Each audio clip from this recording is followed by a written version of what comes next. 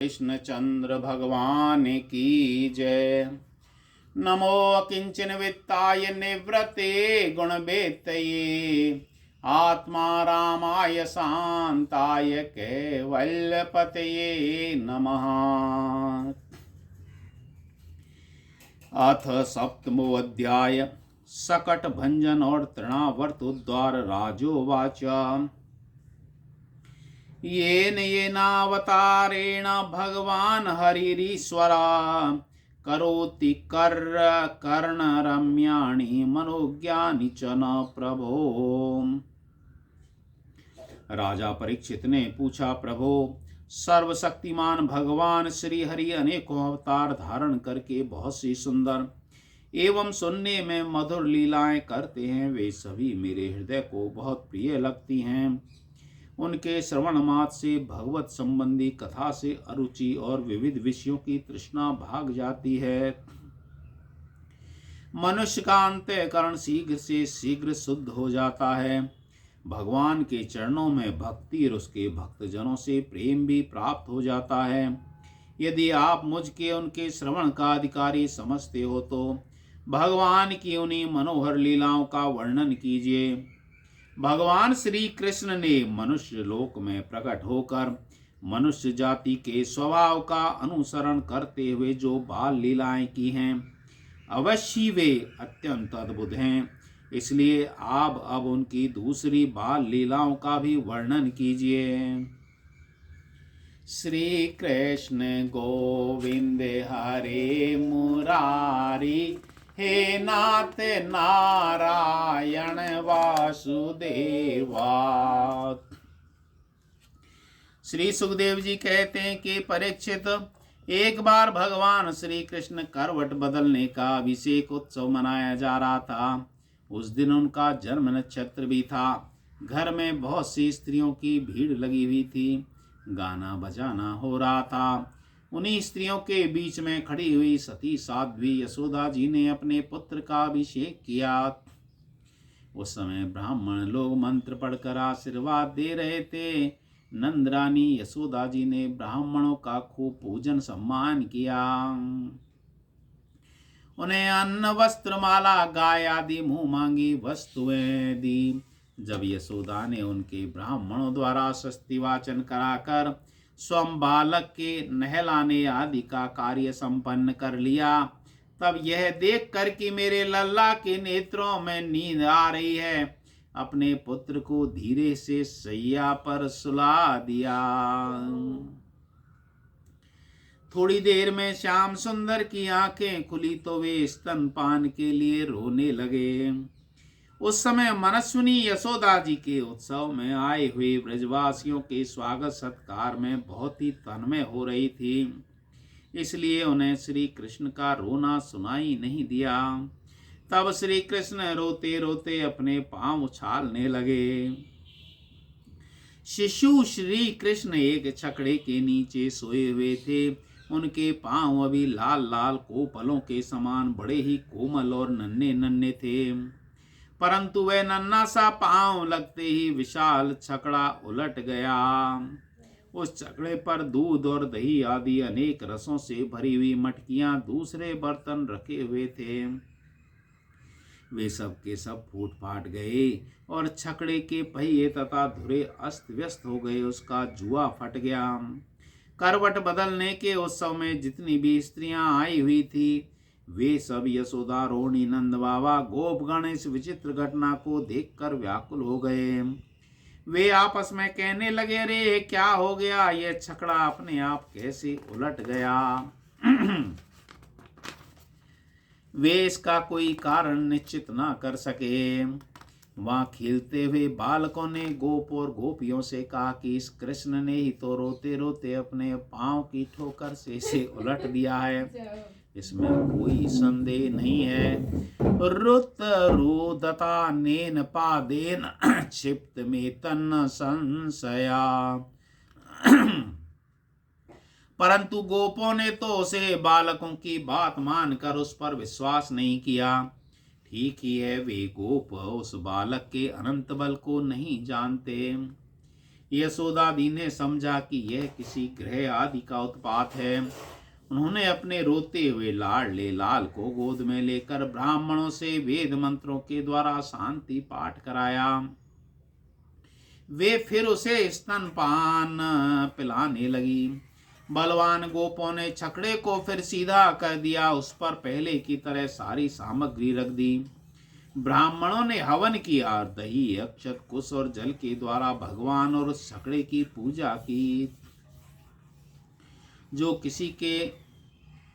किसी के गुणों में दोष नहीं निकालते, झूठ नहीं बोलते, दम्भ, ईर्ष्या, हिंसा नहीं करते, अवमान से रहते हैं, उन सत्यशील ब्राह्मणों का आशीर्वाद कभी विफल नहीं होता। यह सोचकर नंद बाबा ने बालक को गोद में उठा लिया और ब्राह्मणों से साम्रक यजुर्वेद के मंत्रों द्वारा संस्कृत एवं पवित्र औषधियों से युक्त जल से अभिषेक कराया। उन्होंने बड़ी एकाग्रता से स्वच्छयन पाठ और हवन कराकर ब्राह्मणों को अति उत्तम अन्न का भोजन कराया। इसके बाद नंद बाबा अपने पुत्र की उन्नति अभिवृद्धि की कामना से ब्राह्मणों को सर्वगुण संपन्न बहुत सी गौएं दी। वे गौएं वस्त्र, पुष्पमाला, सोने के हारों से सजी हुई थी। ब्राह्मणों ने उन्हें आशीर्वाद दिया। ये बात स्पष्ट है कि जो वेद वेदता सदाचारी ब्राह्मण होते हैं, उनका आशीर्वाद कभी निष्फल नहीं होता। एक दिन की बात है, सती यशोदा जी अपने प्यारे लल्ला को गोद में लेकर दुलार रही थी। सहसा श्री कृष्ण चट्टान के समान भारी बन गए।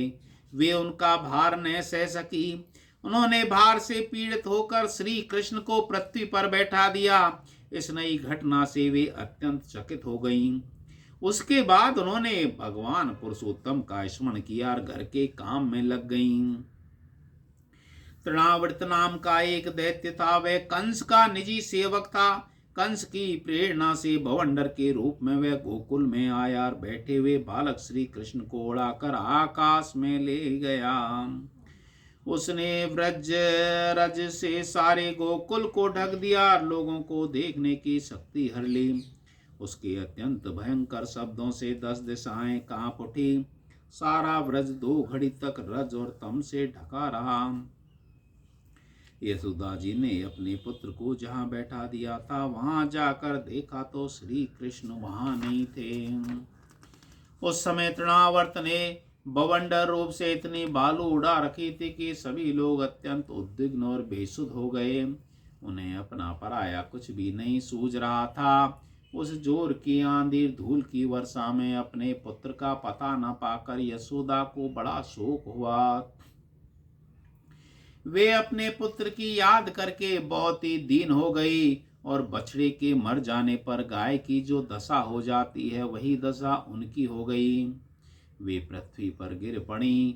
बवंडर के शांत होने पर जब धूल की वर्षा का वेग कम हो गया, तब यशोदा जी के रोने का शब्द सुनकर दूसरी गोपियां वहां आई।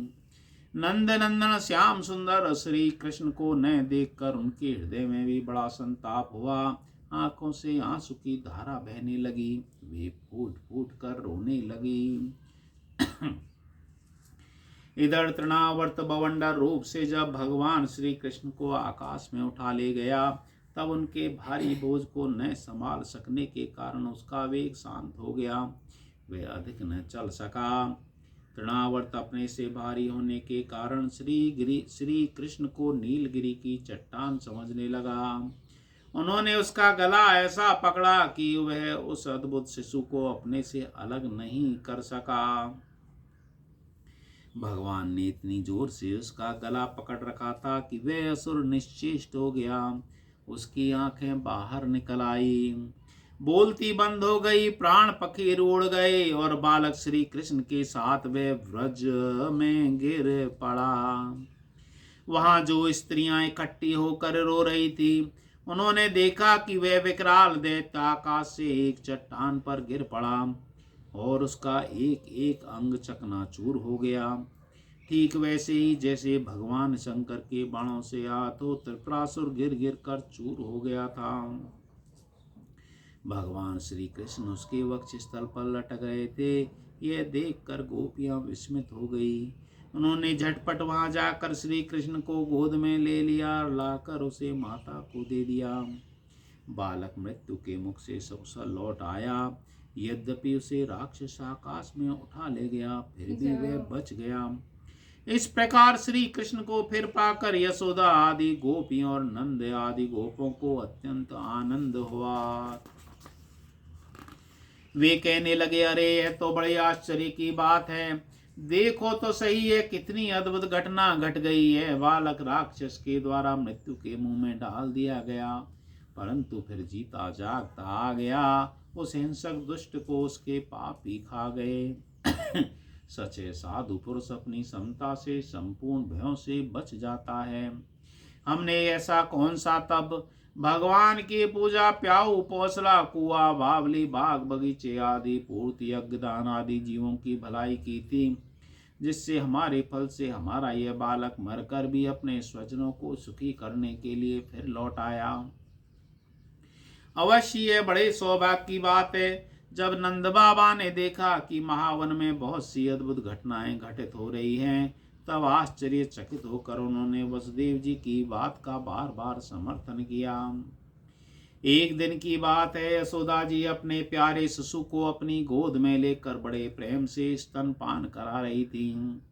वे वात्सल्य स्नेह से इस प्रकार सरोबार हो रही थी, उनके स्तनों से अपने आप दूध झरता जा रहा था। जब वे प्राय दूध पी चुके, तब माता यशोदा उनके रुचिर मुस्कान से युक्त मुख को चूम रही थी। उस समय श्री कृष्ण को जवाई आ गई और माता ने उनके मुंह में यह देखा। खं रोदसी ज्योतिर्निकमासा सूर्यंदो वैनश्चनामंबुदिश।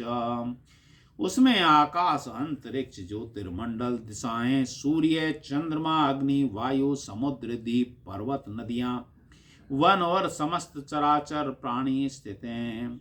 परीक्षित अपने पुत्र के मुंह में इस प्रकार सारा जगत देखकर मृग शावक नयनी यशोदा जी का शरीर कांप उठा। उन्होंने अपनी बड़ी बड़ी आंखें बंद कर ली और वे अत्यंत आश्चर्यचकित हो गई। इति श्रीमद्भागवत महापुराणे परमहंस्यां संहितायां दशम स्कंद पूर्वार्धे तृणावर्त मोक्षो नाम सप्तमो अध्याय। बोलो श्री कृष्ण चंद्र भगवान की जय। श्री कृष्ण गोविंद हरे मुरारी, हे नाथ नारायण वासुदेवा। हरे कृष्ण कृष्ण कृष्ण हरे हरे, हरे राम राम